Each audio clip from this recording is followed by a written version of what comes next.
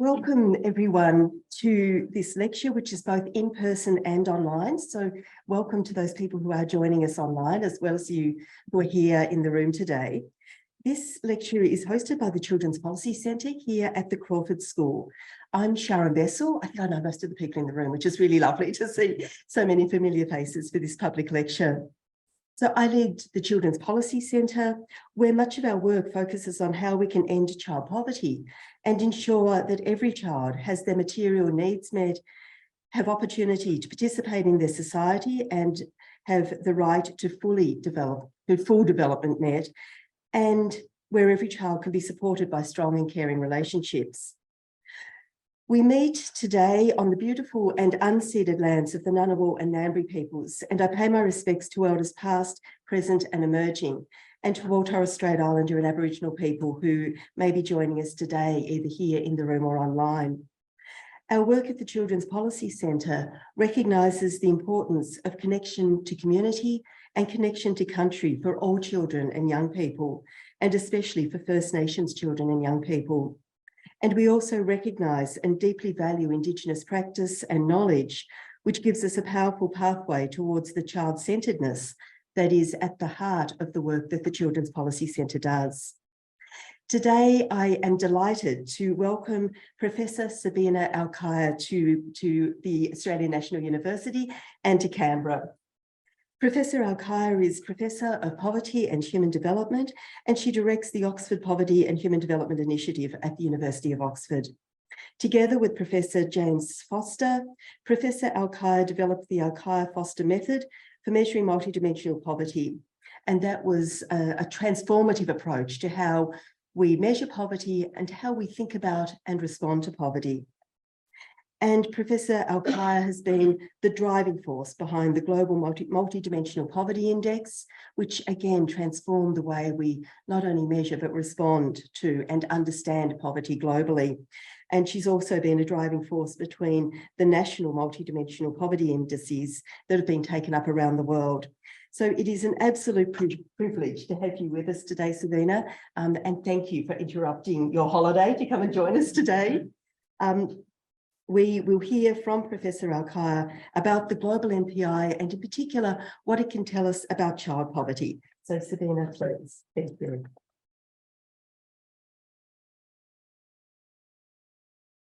Thank you, and it's really a joy to be here. It's my first time ever in ANU, and I've read about it and have many colleagues who've worked and studied here for quite a while. So it's nice to be here in person. And I really want to again, thank Sharon, who I met when she came to Oxford, for her own research on topics that I find really interesting, looking at individual deprivations, looking up close at articulations of poverty. So what I'll do is a little bit of presenting the Global MPI, not presuming anyone has or needs any quantitative, but just so that it can be interpreted. And then the results that we in UNDP launched in 2022, which is the most up-to-date. And then the focus on children and strategies that we have for looking at those. And each of us have different sources of insight into what poverty means. And perhaps the most important is the view of the protagonists, the men, women, and children who live in, therefore are expert on the conditions of poverty. And so a lot of the work that we do stands on the shoulders of participatory work. It also engages with different approaches to articulations of poverty. And in my own work, the work of Amartya Sen has been quite important because as an economist, he also again drew on voices of different protagonists to inform his own work, recognizing that poor people's lives are battered and diminished in many and different ways. And so when we come to measurement, we have to think of how to take these deprivations that afflict the same person at the same time and try to measure them. But we don't measure them for their own sake. So Tony Atkinson was a late and beloved director of our advisor of our center. And his last book was published posthumously in 2019. His first book on poverty was published in 1969. So it spanned 50 years. And in his last book, The Introduction, recognizes that there's something different about working on the measurement of poverty than working on the measurement of other things. And he also was an expert in measurement. And he said that what's different is that they have to be linked to action, that it must motivate us to use the statistics. And so when we try to think about how to measure multidimensional poverty, our aim is not on the academic journals that will publish our papers, as nice as those are. Our aim has to be on the people who will be able to understand, themselves be motivated, and use the measures confidently for public policies. And in that relationship, we've tried to continue very informally, because we're not management types, investigating what makes measures most useful. And in recent work on child poverty, co-authored with Anna Vaj and Christian Oldegas, we recognized that an increasing number of articles are written in administration about the burden of over-information. And particularly in the Sustainable Development Goals, with 17 goals, 169 targets, 230 some distinct indicators, that information is not the problem. But as Hansen and Haas put it, the binding constraint is the attention of policymakers. And so when we come to thinking about multidimensional poverty as a national measure, and then children as a special population, or it might be women, or it might be the elderly, or youth, then we have to think, how can we do measurement in a way that doesn't give too much burden on the policy actors? And I say that as somebody who's made mistakes in that regard that we'll come to later. So turning to the Global MPI, it contains 3 dimensions: health, education, and living standards, the same 3 as the HDI, and 10 indicators. And the dimensions are equally weighted, and indicators within each dimension are equally weighted, which you just see visually. The health and education indicators are taller because they have a higher weighted 1/6. So to go through them briefly, you are deprived of nutrition if anyone in your household for whom we have data is undernourished. And for children, that's stunted or underweight. For adults, that's age-specific body mass index. In terms of child mortality, you are deprived of, sadly, any child that is a person under the age of 18 has died in the last 5 years. You're deprived in years of schooling if nobody in your household has completed 6 years of schooling. And that's anybody who could have completed 6 years of schooling, given the country-specific starting age of school. And in school attendance, if any child is not attending school up to the age at which they would complete class 8, then that household is deprived. You are deprived in cooking fuel if you cook with solid fuel, giving rise to indoor air pollution, risks of acute respiratory infections. So wood, charcoal, straw, dung, these kind of cook fuels. In sanitation, if you don't have adequate sanitation by SDG definitions, or if it's shared. Drinking water, if you don't have safe drinking water that is within 30 minutes walk round trip. Electricity, if you don't have access. Housing, if your roof or walls are of primitive materials, and if your floor is dirt, sand, or natural.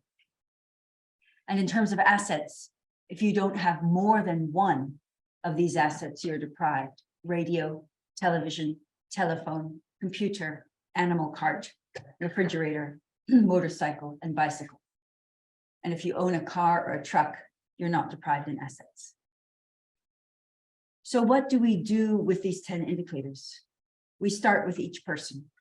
So this is Amrita, who was interviewed by others in her college, Lady Luke, in India, and she was deprived in the shaded indicators and all of her household.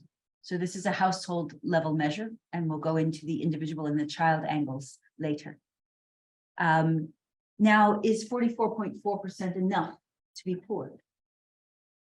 You might have a low body mass index, but that's because you are a model and you need that body type, or an actor. You might not have any years of schooling, but be a self-made millionaire. You might not have electricity, but you have a different ecological approach. So if you're deprived in any one indicator, you might not be poor. It might be a preference or something you can't control, but doesn't constitute poverty. So in our approach, our methodology, we set a second cutoff, which is a poverty line. And in the case of the global MPI, it's 1/3, 33%. If you have 33% or more deprivations, you're identified as poor. We also report people in severe poverty, deprived in half or more of the weighted indicators. So weighted means 6 indicators of living standards plus any health or education, or any 3 health or education indicators. So that's how we identify who is poor. To put this a little bit more linearly, in a general methodology, you select the dimensions and indicators. Today, we're talking about the global MPI, but every country is starting to build its national MPI, and dozens of countries have these already. And they might have 3 dimensions or 5 or 7. They might have 10 indicators or 7 or 15. And the indicators might include work or child conditions or environmental situations. So these vary across countries, but the methodology is similar. So you select dimensions and indicators, you create a deprivation profile for each person. This is a counting-based approach, standing on the shoulders of that which has been used in Europe since the 70s, or in Latin America also since the 70s. And you identify who is poor using a cross-dimensional cutoff on the weighted deprivation score of each person. For Amuda, it was 44.4%. And if their deprivation score is above it, then they're identified as poor. So already from identifying people as poor, you can get the percentage of the population who are poor, because they're deprived in at least 33% of the indicators. That's the incidence, or H, the headcount ratio. But you can also get something else, which is quite interesting, and that's the intensity.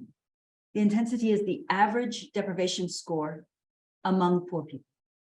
Amuda was deprived in 44%, but some poor people might be deprived in 75%.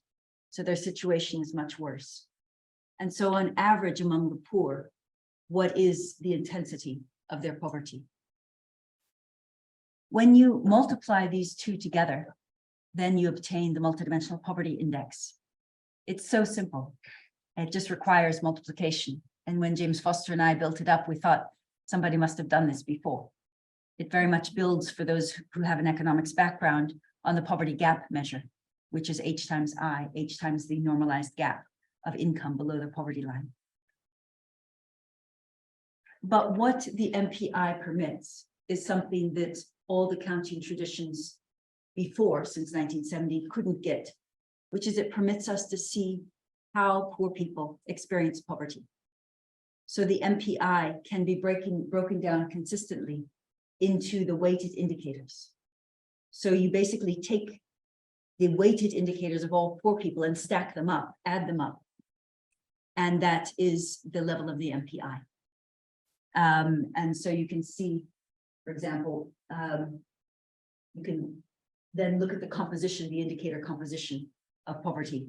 And that's what is the link to policy that a number of countries have found quite useful. So as I mentioned, today we'll focus on the global MPI, which is an internationally comparable measure covering over 100 countries since it was launched in 2010. It was revised with Usha Kanagaratnam and Nikolai Supa in 2018, and they remain the lead computational people for the MPI from OFI side, and we publish it with the Human Development Report Office of UNDP. But as I mentioned, we also at OFI work a great deal on national MPIs, and I'll mention a couple of these at the end because they have more space to innovate in child policies and measures. And national MPIs are official permanent statistics of poverty that governments make and issue as a complement to monetary poverty, as a sister measure.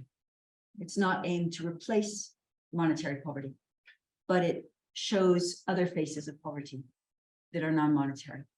And we can go into that, but actually the mismatch between the two measures is often quite large. coming to the focus today of children's MPIs. All countries, whether national and clearly the global, have child indicators. And all of them but one, Armenia, disaggregate the national MPI by children. And many countries also study the gendered and intra-household and patterns of child indicators. And some have official individual linked child MPIs. So that's where we will look at as far as we can go with the global MPI. And then in the last point, step off into national measures. So the four ways of including children in the MPI are also the subject of academic papers. So I won't bore you with all of them, but they're online. And if you love equations, go for it. I'm sure you can enjoy that.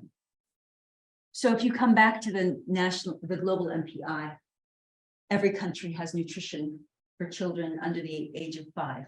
Not all of them have nutrition for adults, but ages 0 to 4, we have nutrition for all countries. And children are also contributing to the years of schooling indicator if they're from 10 to 17, and in school attendance if they are 6 to 14, or the national equivalents in both of those age categories. So those are the 3 indicators that directly draw on individual child information. My goodness. Right.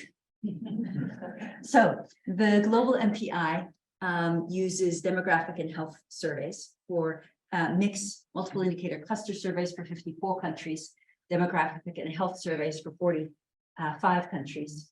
And for 13 countries this year, we use national surveys. We cover 111 countries and 6.1 billion people. And every year we update the MPI by the new databases. And in 2022, we had 12 new countries, 6 in Latin America, but very importantly, it includes India. So I'll be sharing some of the work on India. And the data that we use come from 2010 to 2021 as a window. So it's a moving window, and we drop the data that are older. But unlike the World Bank, we don't nowcast to a common year because we want to give countries the incentive to update their data. And also the nowcasting from past trends in the data that we have to date is not accurate. So we prefer to actually issue only the numbers that we can. And there are a lot of data constraints that we work under.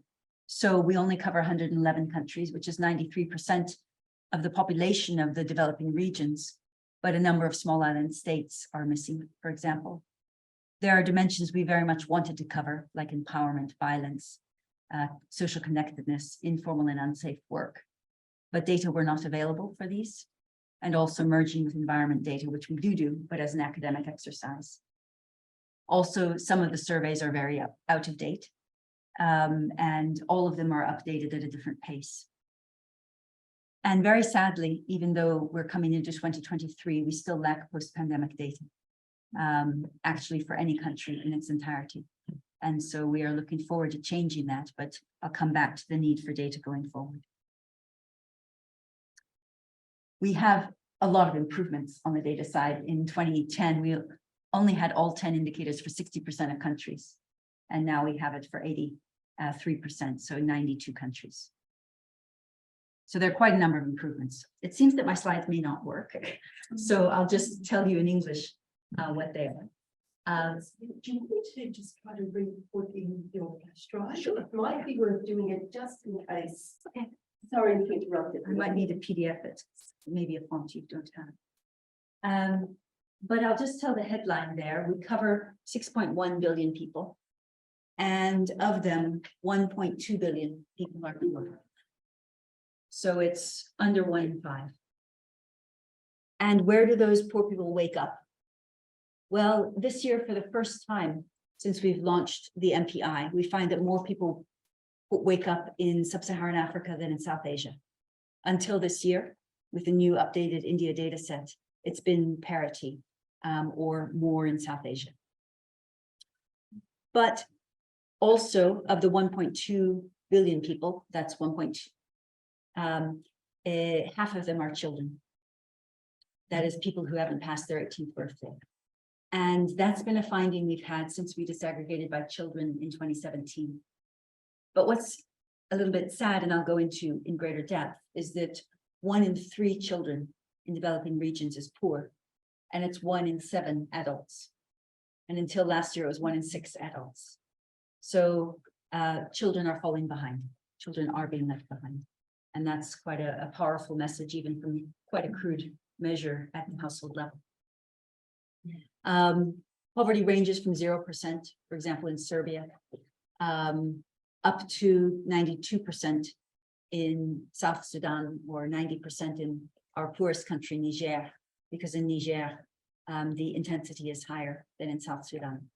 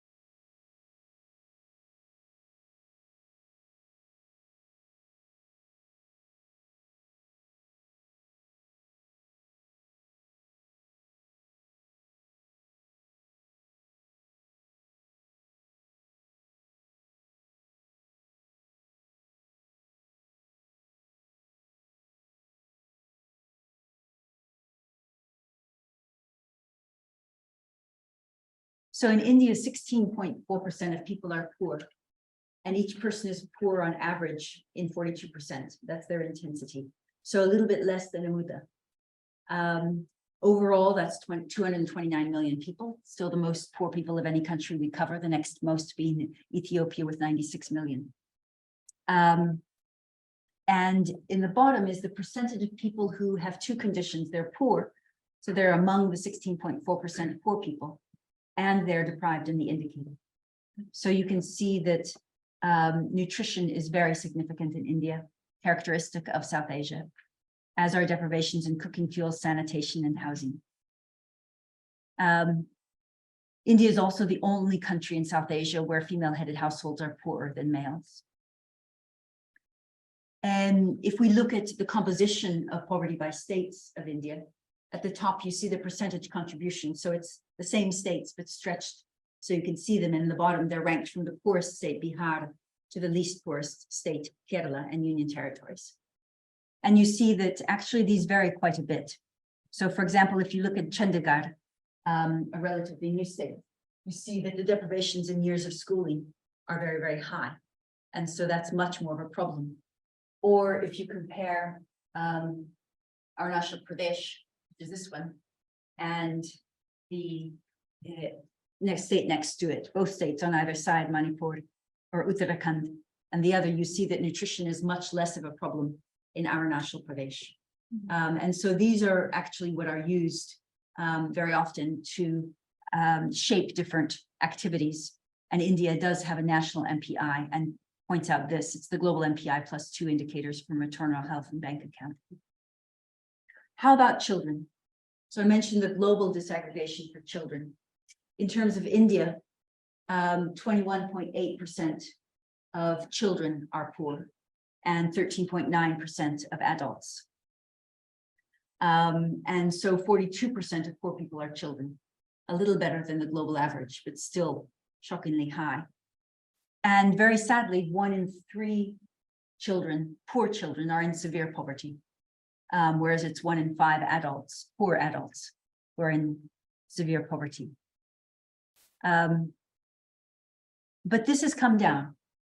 So in 2005-06, 55% of people in India were poor. It came down to 28% by 2015-16. So after a decade, 275 million people left poverty. And then between 2015-16 and 2019-21, 140 million people left poverty. And so overall, over 15 years, 415 million people have left poverty. Now, these numbers are quite big. You're in a school of public policy, but big numbers could be money, could be people, whatever. So just to give you an idea, going back to the 275 million who came out in a decade, you will know that work in China drove the reduction of the Millennium Development Goals, the reduction of monetary poverty. In a decade, China got, depending if you use World Bank or Government of China estimates, and depending exactly which decade, on the order of 260, 275 million people out of monetary poverty. So this is a change of global importance. And it's what carried the headlines when this measure was launched. The other very positive thing about the Indian story is the pro-poor. So India, as you may know, has different caste groups. And the poorest are the scheduled tribe and then the scheduled caste. And these groups had the fastest reduction. Children were the poorest in India. They had the fastest reduction. Rural areas were the poorest. They had the fastest reduction. And then of the 29 states and union territories, broadly, there is a pro-poorest trend. So this graphic shows the states and union territories ranked from the poorest on the left to the least poor on the right. And Bihar is the poorest. And what you see is that the vertical axis is the speed of reduction, and it's a race to zero poverty. So Bihar is winning the race. So you have the poorest state of India having the fastest reduction of poverty, which is a very good thing. And that's in the most recent period, but Bihar, Jharkhand was faster in the last period, but Bihar and Jharkhand had the fastest reductions also in the decade previous. We don't see this in a lot of countries. And we did not see this in India from 1999 to 2006. In that period, it was the opposite. Bihar had zero reduction of poverty, and the fastest was Andhra Pradesh. So these are quite positive trends, and it's something really to think about the Global MPI in terms of looking at children or looking at other groups, because it's also disaggregated by age for the elderly or by rural areas, by female-headed households, male-headed households, etc. So what happened to children more specifically? All age groups that we disaggregate by had statistically significant decreases at 95% confidence intervals of poverty, of severe poverty, of incidence and intensity. That's quite hard to do. So again, a lot of countries didn't do that. The number of poor children fell by 199 million in 15 years, and the number of poor adults by 215 million. And so the share of poor people who were children went down in India from 46% to 42%. And that's again very good, because we look at rural areas in India, again, faster absolute reduction, but the percentage of people living in rural areas in India went up from 86% to 90% in 2019-21. So children have a strong showing, as it were. So these are the levels of the percent of the population of children on the left and adults on the right who were poor and who were deprived in each of the indicators in each of the periods. And in all 10 indicators, they had statistically significant reductions, actually at the 99% level. So it's again a positive showing, but you can see that although they are all, look at the fall in electricity deprivations, which was very positive in India indeed. And you can see also that the fall in cooking fuel is larger than the reduction in housing, because they're about the same in the final period, but obviously it was higher in the first period.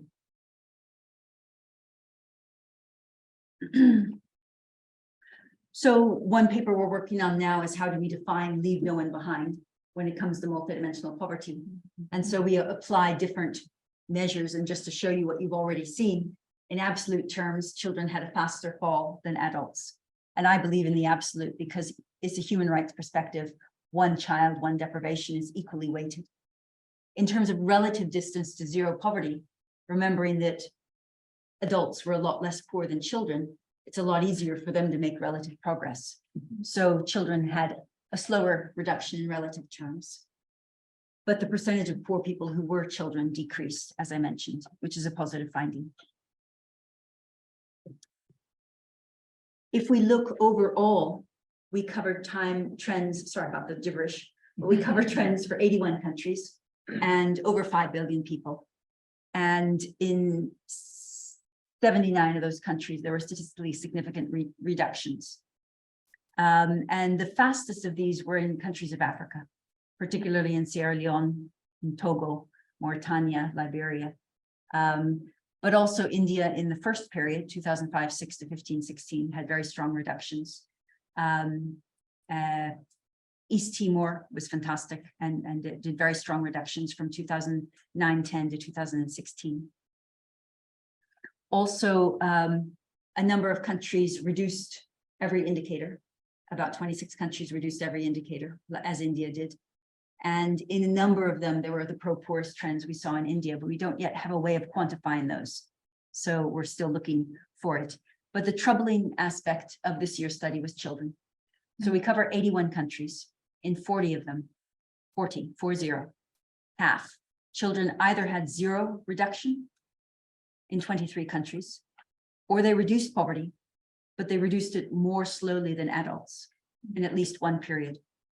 And we have 2 periods for a bunch of countries and 3 periods for one country. We're actively back harmonizing data as we go forward. You can see something. So for the children, there was no reduction in those countries that are listed and slower than adults in those.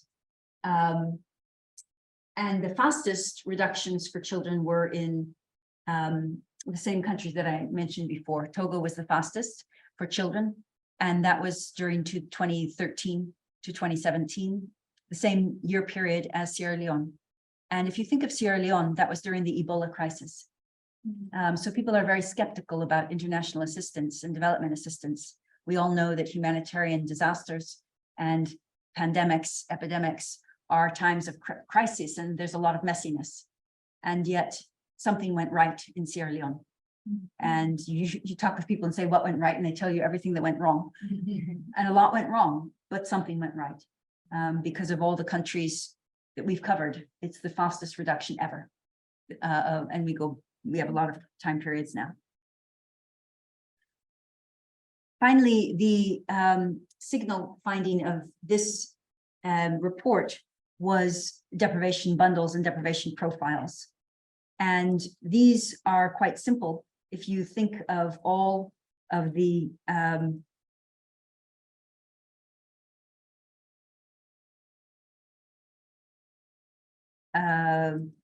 indicators in the MPI that I showed you earlier, and each person's deprivation profile, like Amuda's, then you see that I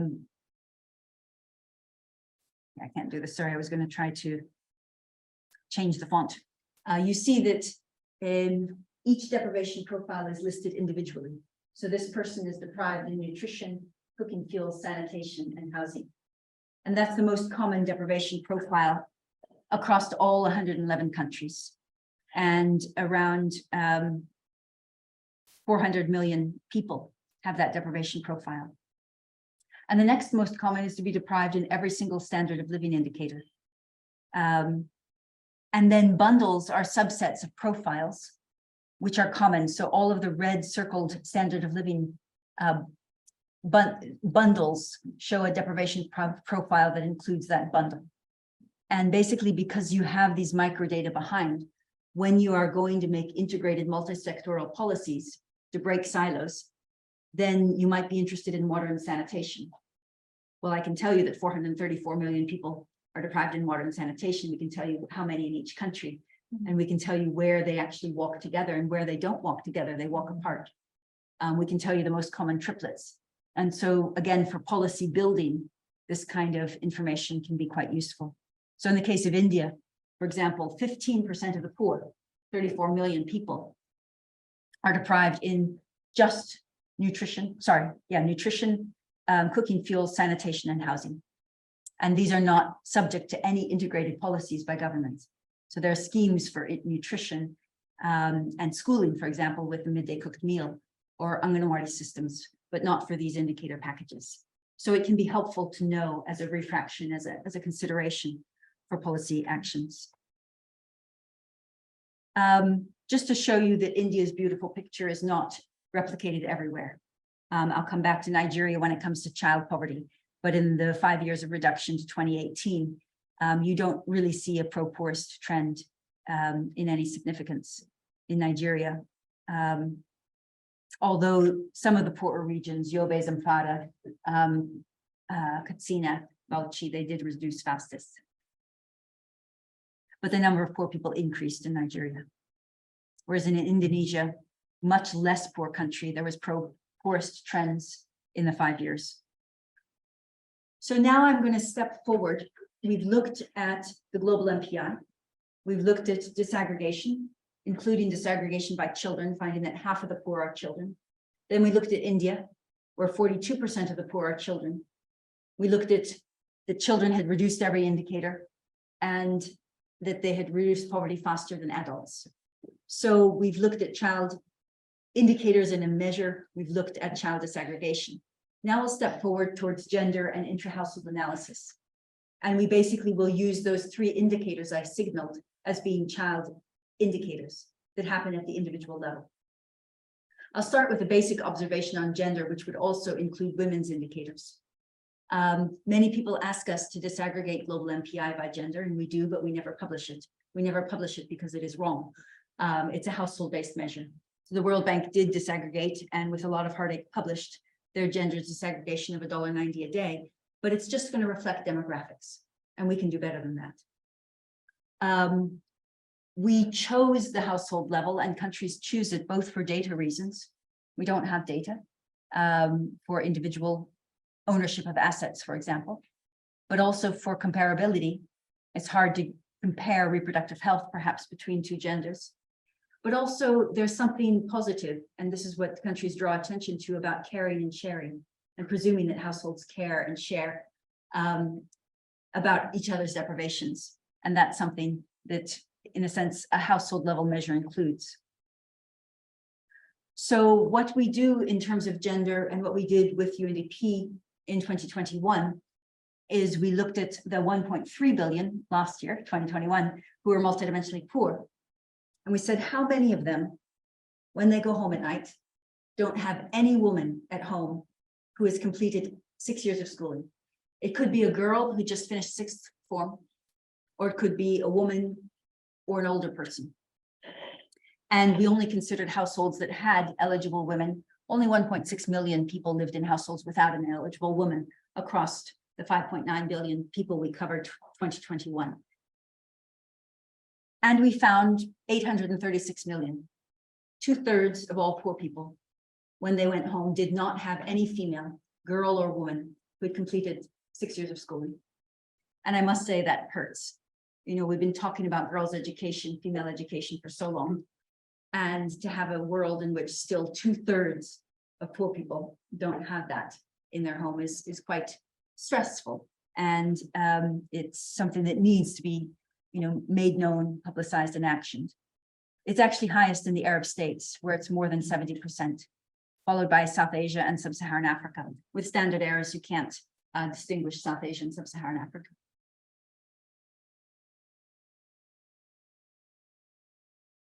We also went within the household. So we said, okay, well, how many don't have anybody who's completed 6 years of schooling? And how many do have a male, but no female who's had that opportunity? And we found that 1/6 of the poor people, 215 million, lived in a household that did have an educated male, man or boy, but not an educated female, girl or woman. So there was a daily intra-household disparity. And this is elementary to do. It's quite straightforward, but it perhaps hasn't been taken to scale. We're taking this work now to scale, and within 2023, we will have it for all countries for children. But I'll show you results for children from the older data set, where India has not been updated. And this is work co-authored with Rizwan al-Haq in OFI. And again, we look at the same 3 indicators of nutrition, years of schooling, and school attendance. So first of all, we go down to the individual child. So we look at all the children who are in poor households in this slide. We also look at the children in non-poor households in the paper, but I'm just showing you a couple to give you an idea.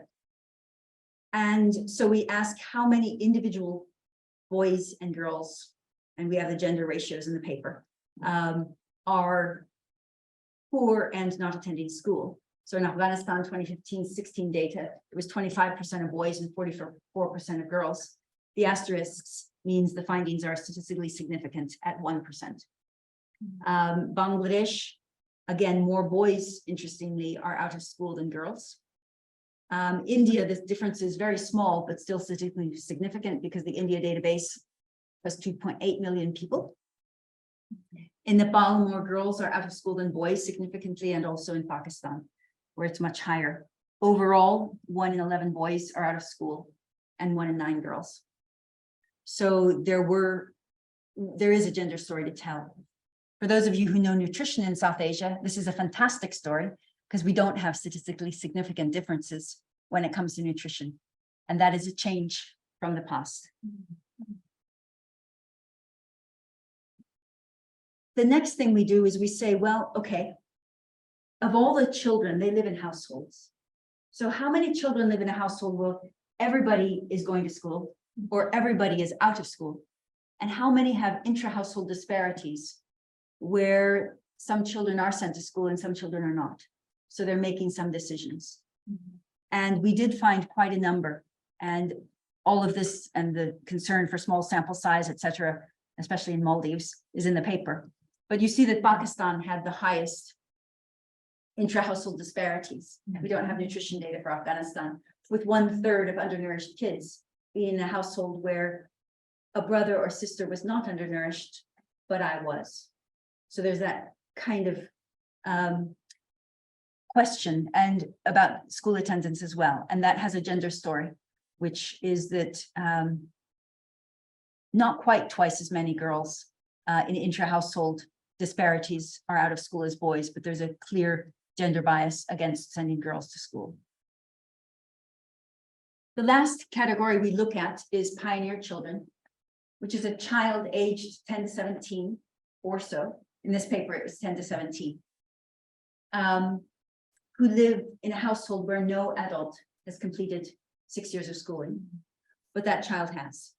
So just to spell that out, in South Asia, 436 million people, 1 in 4, lived in a household where no adult had completed 6 years of schooling.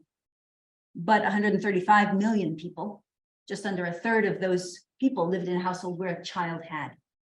They're the first generation learners. And it's 37.5 million kids. 1 child in 8 of that age cohort are pioneer children, the first child in their household. And there are more pioneer children in South Asia than there are out of school children. But all our focus is on getting the kids in school and not supporting the pioneer children not to fall back into poverty. 28% of pioneer children are poor. And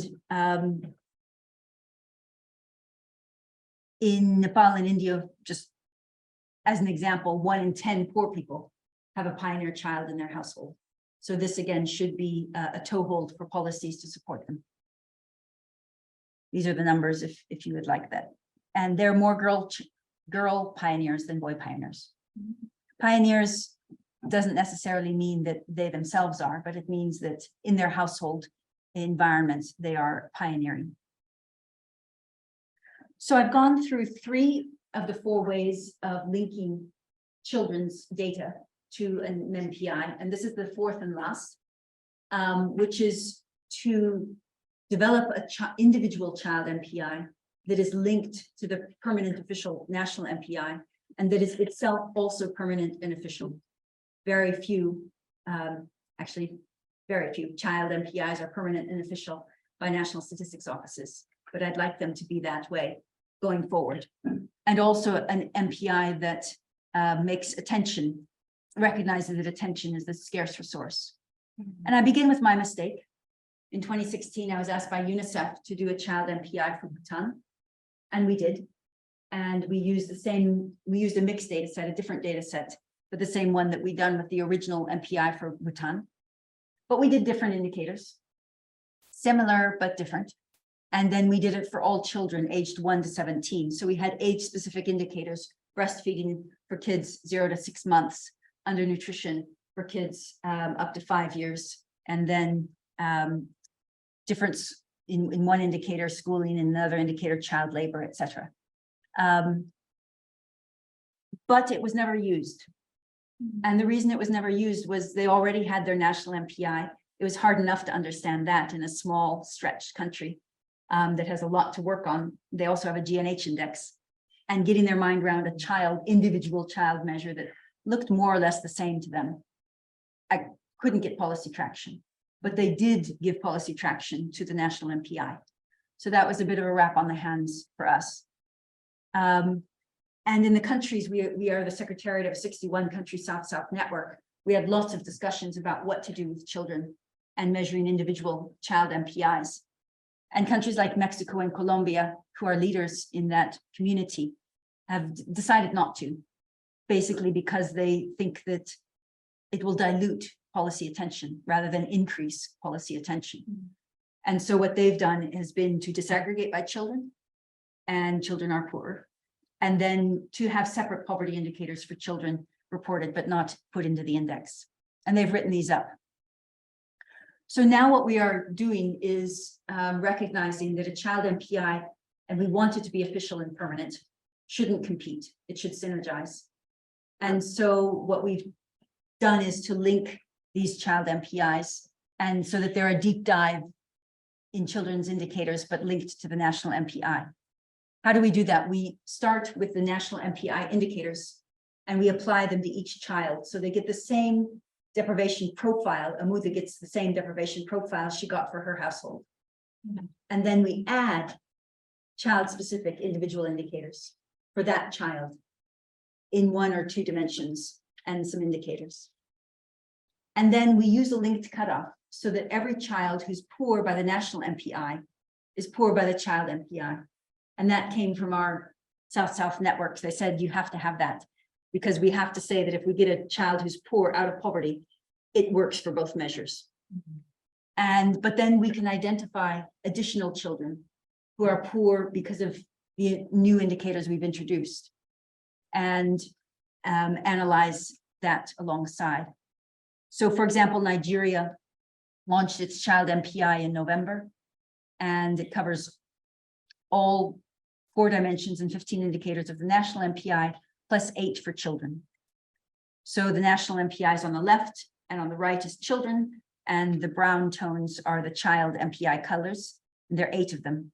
So if a child is severely undernourished, if it hasn't been immunized with the full suite, if it doesn't have vitamin A supplements, if it's not been breastfed, childcare, if it's cared for by a child or neglected, if it's not engaged by singing and reading and playing, if it doesn't have access to a playground, and if its birth was not attended, then that child individually is deprived. And they did this only for children aged 0 to 5. And what you see is these are just looking at children aged 0 to 5.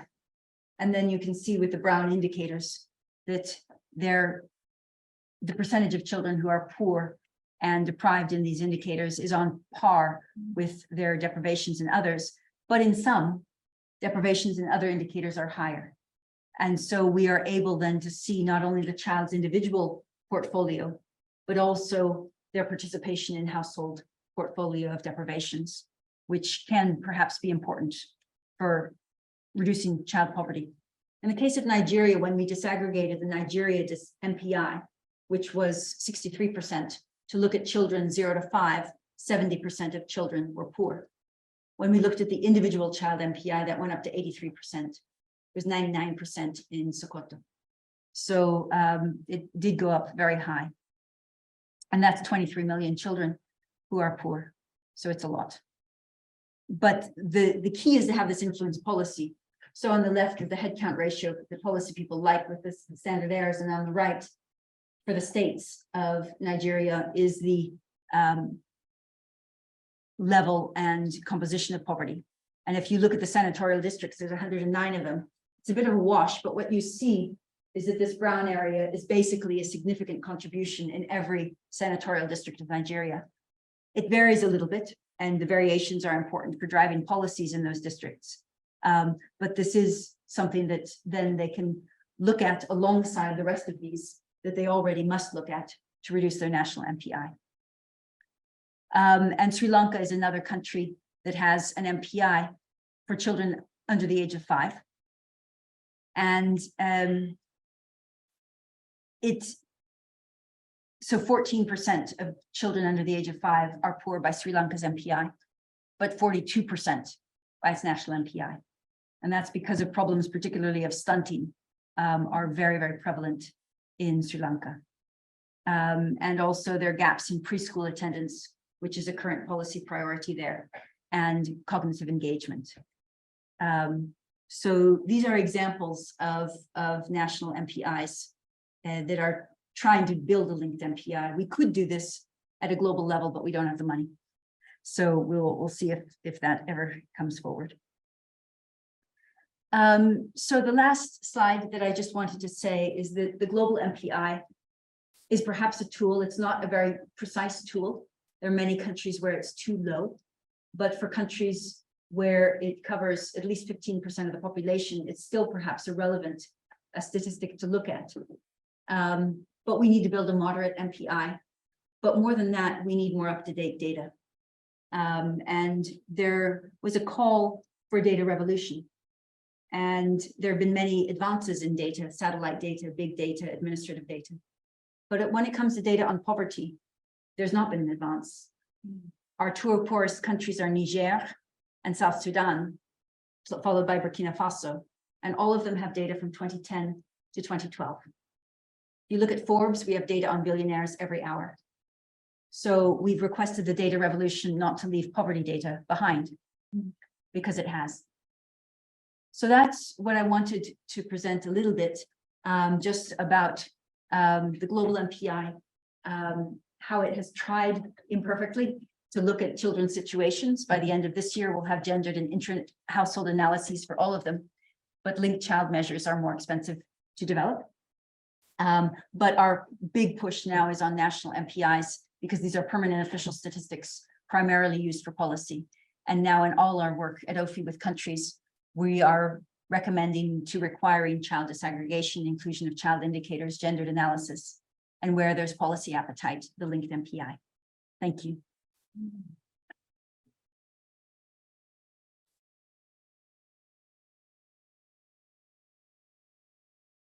Sabina, thank you so much for that presentation, and apologies for our system not being able to cope with some of those slides, but the way you were able to speak to them, it shows to us your depth of knowledge of the data you're working with. And I can share it with people. Sabina, I think one of the most exciting things about the work that you're doing, and one of the most impressive things, is that this work just continues to be deeper and deeper in terms of what it tells us. And from what I've seen, from watching your work over time, it's becoming more and more relevant to policy.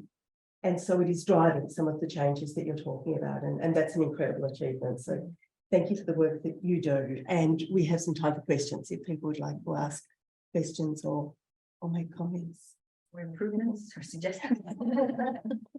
Not on the ANU's PowerPoint systems, IT systems, but on anything else. Stop share and just check. Yes, that is a good idea. Thank you. Thanks, Celia. So if people online would like to either raise their hand or put a question into the chat, please feel free to.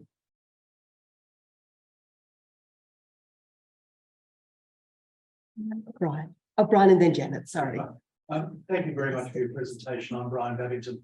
I'm just very interested in the point of articulation between your research and policy making, and how, well, I suppose, what strategies do you employ to engage interest and attract policy attention to this data and the findings? Is there a program of, for want of a better term, advocacy around that? Yeah, so It's a little bit catch as catch can, but when James Foster and I began to work on this, the government of Mexico had already approached him to think about methodology. And so we had the privilege to work alongside the government of Mexico, which became the first government to launch an MPI. And so there's always been a conversation. In 2010, Bhutan launched their MPI, Mexico in 2009, 2011, Colombia. And in Colombia was the very beginning of President Santos's term of office, and he engaged, he was a very strong leader and very personally committed to poverty, engaged consultancy, management consultancy firm to take the MPI into a results-based framework and the deliverology framework of Babar. And he has a book coming out, President Santos has a book coming out in October on the battle against poverty in Colombia, detailing how it went from a measure, in a sense, to policy actions. And we learned a lot from both of those countries and then from others. And so we networked by 2013. We had a network with 16 countries were present at our launch. Now it's 60 something, keeps growing, a South-South network. And they are primarily policy actors as well as statisticians. And so it's really learning from each other, because the question is, what can we do that would add value to what they're already doing, not just undermine it or come in as a new kid, but where does it actually add value? And it seems that in budgeting, it often does. In targeting who's poor, it often does. And so there are lots of examples of budgeting and targeting. And then of policy design, there's some examples where it does, and there's some examples where it doesn't. And in monitoring and evaluation, it's quite useful because it makes visible some really positive social changes that are not noticed by a monetary poverty measure. And so they get credit for them. And that's quite useful because often the headlines wouldn't salute these things. So those are some of the ways.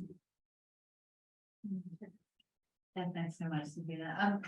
Really following up that question, you mentioned a number of countries which MPI had really reduced poverty quite considerably.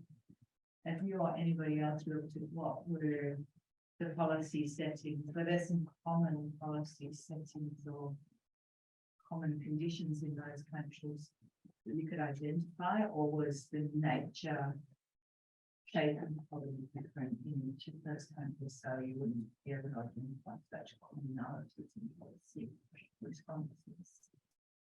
Yeah, we sort of looked at country studies. Nepal had fantastic reduction, for example.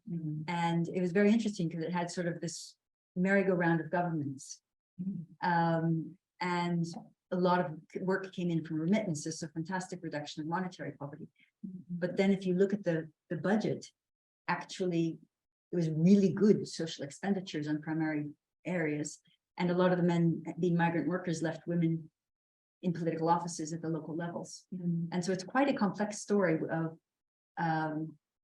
it doesn't have a Nelson Mandela behind it. It doesn't have a champion. Whereas in Colombia, very much was initially Santos, the beginning of the Duque era, now Petros. But they have had different eras of very proactive policy, very well documented, with what a lot of the governments in Latin America have done is they've set up a committee, usually at the presidential level. Costa Rica did the same, with all of the relevant ministries, and you have to attend you at the ministerial level, and you're asked about your indicator. And then if it's lagging, there's some flex money to do acceleration activities multi-sectorally for 1 year to see if you can budge your indicator. And so that's what Colombia did, and then a lot of others have followed that as a particular model of coordinating, measuring, but also recognizing success. Some have given prizes where poverty went down the fastest. Some have made sure that the budget allocations and such that if you reduce poverty, your money goes down, so you have an incentive not to. So they've looked a lot into the incentive frameworks of budget allocation. So it seems to be case by case, and not just one. Hi, first of all, thank you so much, Sarah. That was amazing. But I suppose I just noticed you talked about the lack of data post-COVID, and I was wondering, have you any predictions on that? Are you fearful or hopeful? Because I myself actually did my PhD research in Colombia, And the accounts that I heard, I feel like there was quite rapid, while there was such transformation made, there was quite a negative view there, or pessimistic view of the future post-COVID. And yet some people seem quite hopeful that it didn't actually set them back much further. But I was just wondering if you had any predictions on that, or opinions on what you might expect to find when the research does happen or when the data is collected. Yeah, so for the global MPI, it's quite sad. This year, at the moment, we have updated data for 4 EHS mixed countries, all pre-COVID, and there's no possibility of getting post-COVID data for a couple of years. For national surveys and national MPIs, it's better. So Colombia has released its post-COVID MPI, as has Costa Rica, Vietnam, Mexico, Ecuador, El Salvador, Armenia, a lot of countries. So they do have at the national level. The largest increase, I think, was 2 percentage points. So it hasn't been, we were really dreading some of the releases. And so far, it hasn't been the horrible news that people were expecting and that our own simulations predicted because of the social policies during the pandemic. And so that's good. But in the case of Colombia, fantastic statistics office in that they merged their national MPI data in real time with ethical protocols being relaxed, with health records data, with health clinic data, and with contagion data. So they could see where the pandemic was, how poor the people were, because they have MPI in their census, and then the health clinics, and they could, the health records, so they could see the different, comorbidities with the pandemic. But unfortunately, the government then didn't use the data. And so that's what led to a lot of the unrest in Colombia. But I think that there's now sort of a recovery of momentum. So it didn't go down very much. And they were able at least to use some of the data in some of the areas. But it's a great academic study. Yeah.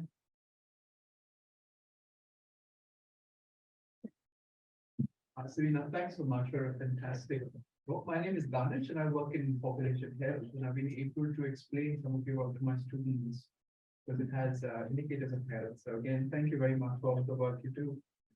So I'm sort of wondering what are the changes that has happened in South Asia and many other countries, the demographic shift with fertility changing, especially in India and China, Yeah. especially the number of children being born. And I was wondering, is that something that may color the reduction in poverty that we may see? And on the other end, because of the focus on children, does it potentially neglect future elderly or other people who will be poor, but because they aren't part of households with their children, they potentially won't be captured in indices? It's a very good question, and it's one we're working on because Rizwan Al-Haq is a demographer, my co-author on gendered and intra-household. And for example, in India, the population share that was children in 2005-06 was 41%, and it came down to 35%. It's on the slide by 2019-21. And so it came down. And so there are less children to be undernourished or less children to be out of school. So that will have accelerated the visible reductions. In terms of, and we're doing also as households nucleate, the opposite could happen. In that if you nucleate and you leave your grandparents in the villages and you go to the city with your kids, then the grandparents could lose the child deprivations, but then they might gain a years of schooling deprivation because the educated people moved out. And so there are these ambiguous effects in different directions which happen as households shift definitions, which is a demographic morass. And so we're trying little by little to look at, particularly India, because it's such a rich data set for this. Thank you. Just making sure I'm not jumping in as well. Okay. Yeah, I just have a self-interest questions because I'm doing PhD on Indonesia and social protection in Indonesia. So maybe if you can make some comment, because I know you had a slides on Indonesia and how Indonesia's buying on the MPI, and do you have any experience where maybe national government was not so much interested in adopting an MPI because of the dominance of the monetary poverty reduction, and they just think it's too difficult? And yeah, comments on that. Yeah, so I showed the slides for Indonesia 2012 to 2017, and we're waiting for the 2022 DHS dataset, which should come out. But as you saw, it was pro-poor, significant reduction in every indicator in every subnational region, and children were the fastest. So quite a positive story, even though it was a very small, compared to other countries, a small proportion of the population. In terms of an official national MPI, so BBS is certainly engaged. And we had a side event at the UN Statistics Commission, which we do every year. And we also have a UN General Assembly event every year with our South-South network. And so BBS presented at that. And a number of people, whether it's Sudarno Sumarto, or Bakdebu or Bojonegoro, now they're quite interested in MPI, and all of them are either have published papers or are working on papers. In the T5 event that Indonesia organized, the highest level event was on MPI. So that's passed over to the G20 in India. So I think that behind the scenes, things are being discussed quite actively, but it very rightly will take time, because they are, in my mind, one of the best statistics offices. And so they want to get every detail right and make sure that it really adds value. And also the Susanas questionnaire, which is an annual data set in Indonesia that's really to die for. I really love it, but it's really bad on health. It doesn't have many health questions. And so there's a question of whether it would be appropriate and possible to introduce a health element.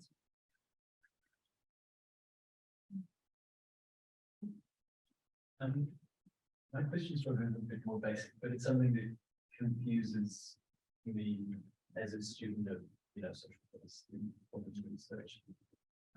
In your experience, could we make a general claim that, more accurate data supports more effective policy making to, reduce poverty? Or, as you sort of flagged, do we run the risk of these really complex and comprehensive data sets confusing the policy making process and not having the intended impact?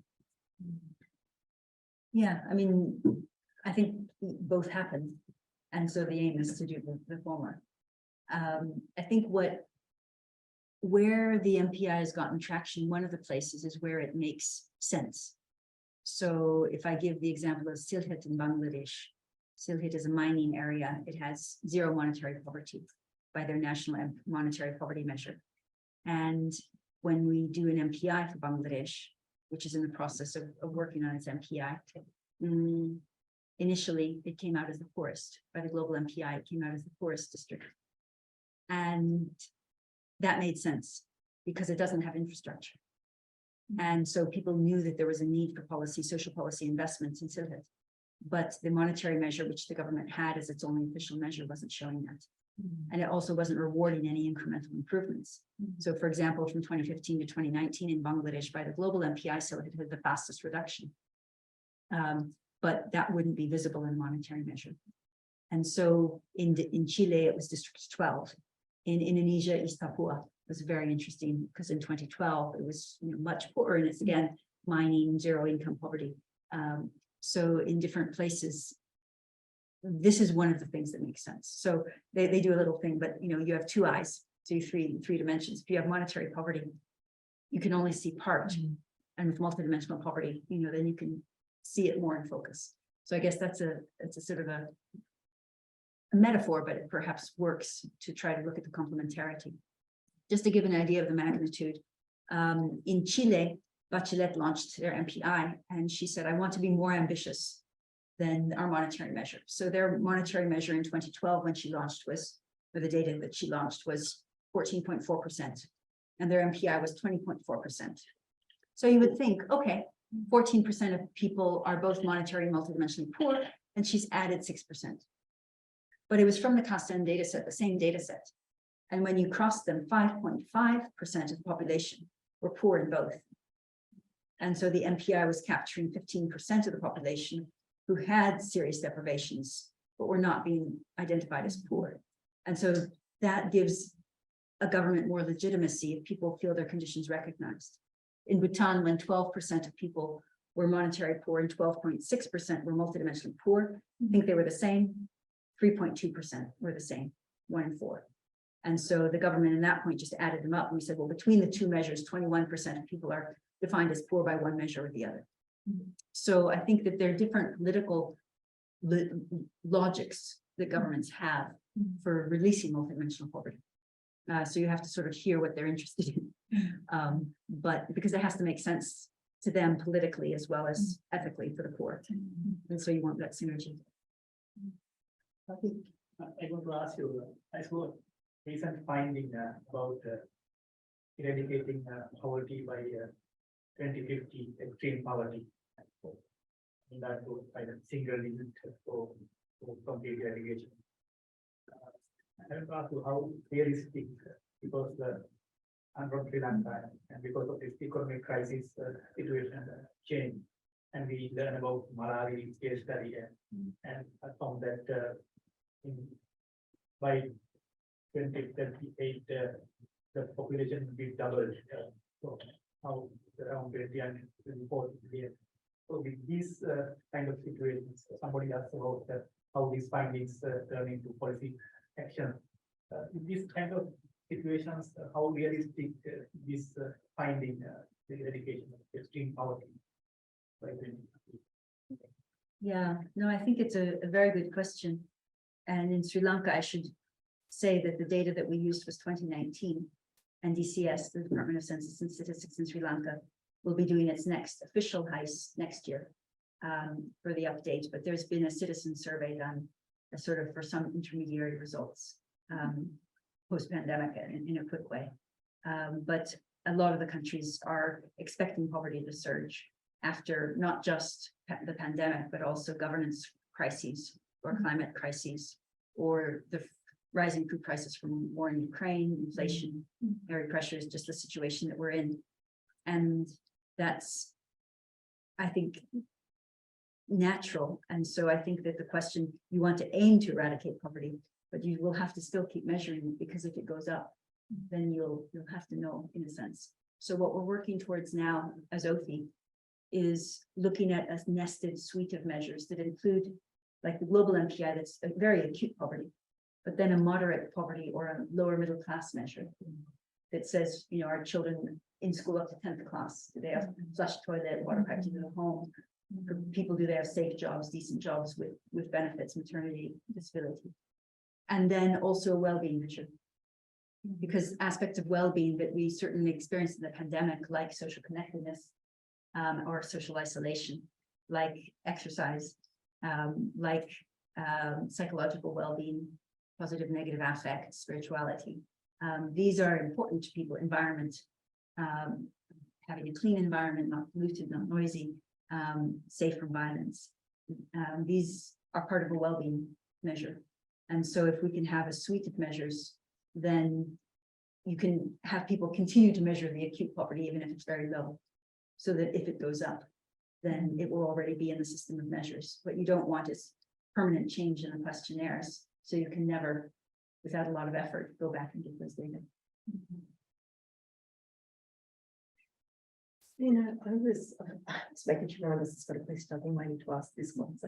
So I was really interested in what you were saying about gender and education, and the work that you did around looking at those people who are multidimensional poor, and then how many of those households have a woman with no education at all.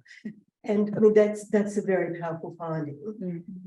It is, as we would expect, that those problems are deepest in societies where we have very strong patriarchal systems and certain sets of values and attitudes. And I'm wondering how much policy traction you've been able to get around those data, and whether you've been able to use either rights-based or instrumentalist arguments to encourage countries to think differently about access to education for girls. Yeah, no, that's a good question. We launched those findings jointly with UNDP in 2021, but only at the global level.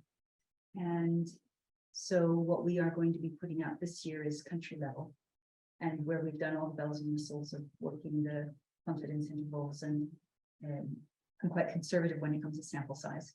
And so we have ongoing debates about sample size. just to try to make sure we're doing it right and we don't have a misstep that would be a problem. But then we don't know how to do that. And so your advice, anyone's advice would be helpful because we don't actually have the connections in the international gender human rights groups. But we can tell you which countries and what the ratios are of gender inequality in all the different variables that we cover and put them out there and explain them. But then we don't quite know what to do next. So we are hoping that that will sort of lead itself to more advocacy. And we're trying to start to build those relationships now, but it's so busy. So it's hard to get them. But yeah, suggestions on that are very welcome. But we will have, for all the indicators, the years of schooling of women and girls versus men and boys, which I mentioned we also have. And then the undernutrition, the out of school children, and primary children. So we'll have all of those at the country level. With some countries, we'll be able to go subnational, but not all. Yeah. I have another question. I think you had the solution, Janet. No. Well, we can have some discussions about it, but no simple solution there. No, I was wondering about whether you've grouped middle-income countries and their poverty reduction rate with low-income countries, because one would argue, you could assume that a middle-income country has more capacity to reduce poverty than a low-income country, so a bit more resources. So have you looked at that question?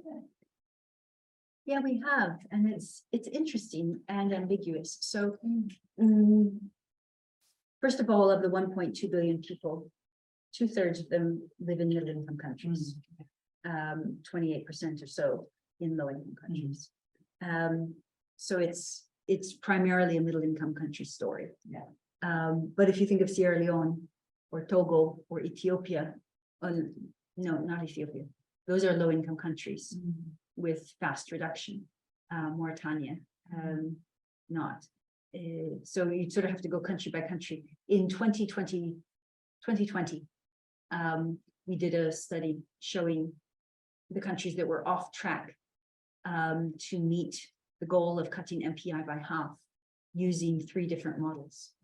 And obviously the countries that were off track predominantly were in Africa, sub-Saharan Africa, where whether it was their absolute rate or their relative rate or a logistic model, they would be off track in all situations.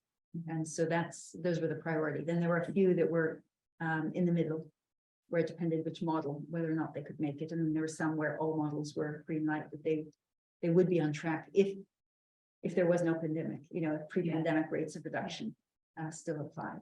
So, yeah.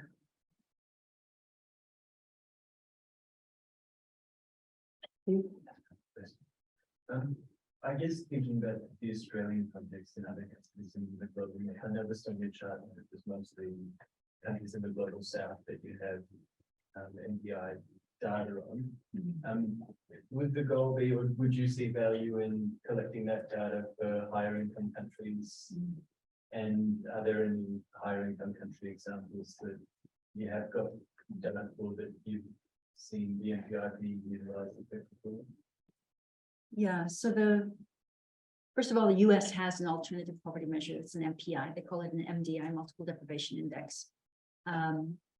Under Trudy Redvick, Brian Glassman made it and has updated it. And interestingly, in the US context, with the Black Lives Matter, it shows much higher disparity among ethnic and racial groups than the monetary measure of the US. But it was released sotto voce under the previous administration, so as not to gather fire. And so we'll see now how it's progressing. In terms of Armenia has a national MPI, and there are a number of countries in that region that are developing official permanent measures. And there's been interest expressed in 2 European countries, as well as we took part in 2 of the Net Silk projects of Eurostat. As background to their at-risk of poverty and social exclusion revisions.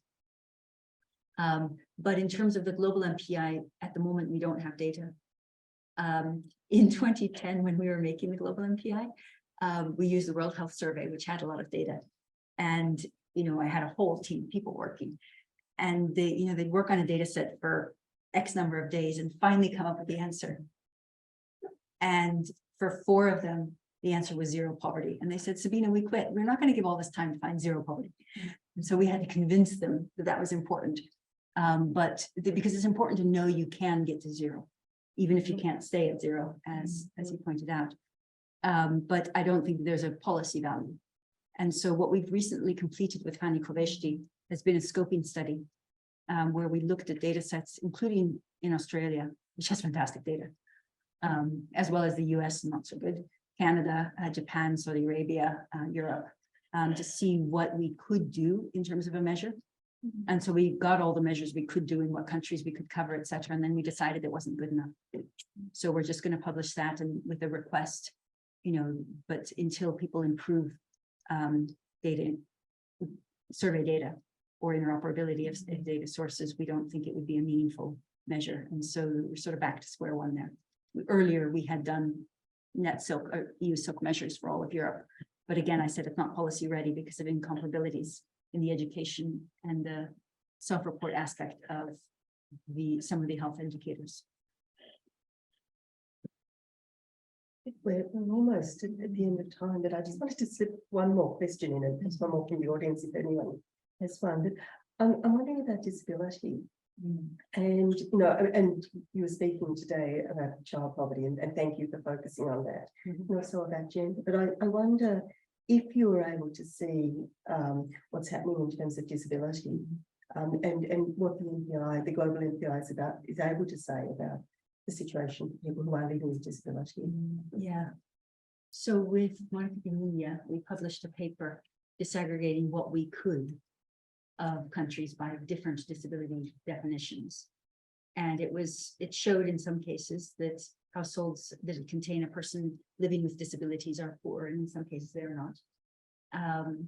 But they were not using the same questions. But then DHS has put the Washington Group questions into their new DHS surveys.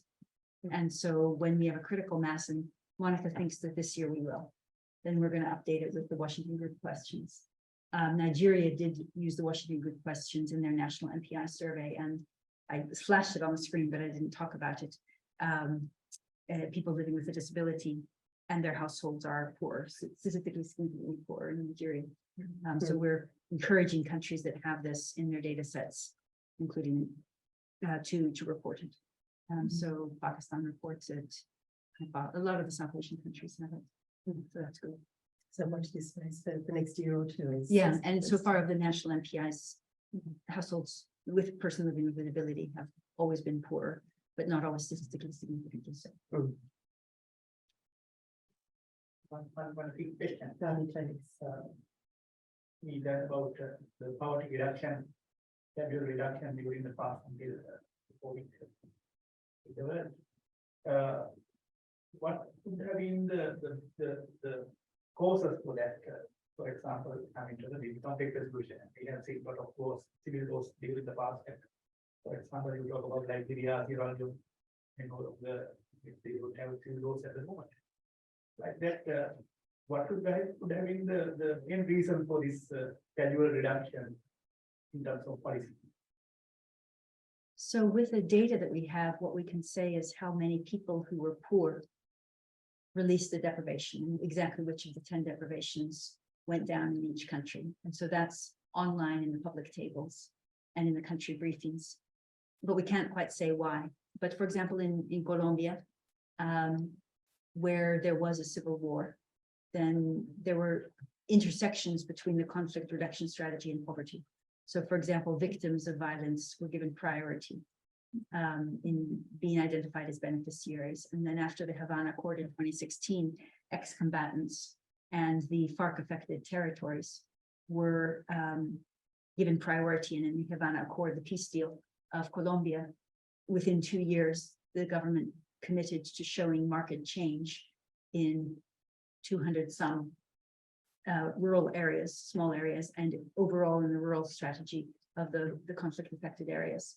And one of the motivations to do that was actually some work that was very delicate, but it was done 2014, 2015, which was to look at the level of poverty behind the conflict lines in the FARC affected territories. And they found at that time that when poverty in Colombia was 14. Remember this now, 14.5%. No, 22.5%, sorry.